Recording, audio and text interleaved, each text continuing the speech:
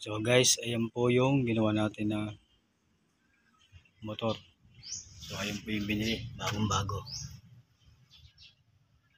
Yan.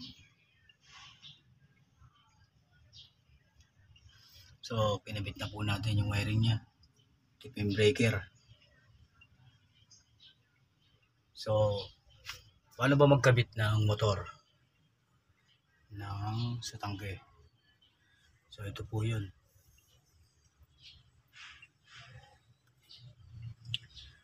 Female adapter.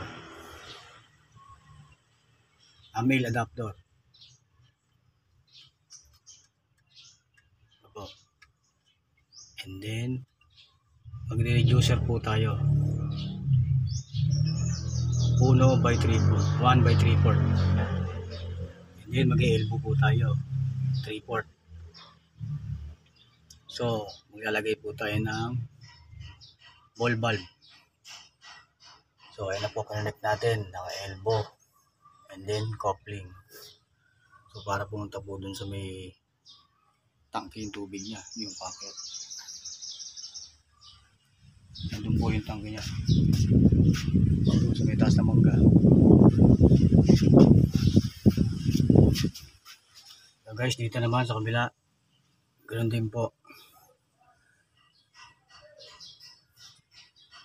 Mag-male adapter po tayo and then reducer ulit and then elbow 3/4 pababa. So guys, galing naman yan dun sa may linya sa pinaka main. So ganyan lang po ang pagkabit ng motor. And then guys, naglinya rin po tayo dito sa kabila. So yan po yung linya natin. Nigyan po natin ng gate valve. Sakaling puno na yung tangke, yan po natin papatayin. So ito naman po yung sa linya ng gripo. Pupunta ron sa may dulo. Yan po natin connect lahat yan. So para po lumakas ang tubig niya, naglagay po tayo ng motor. So ito po yun.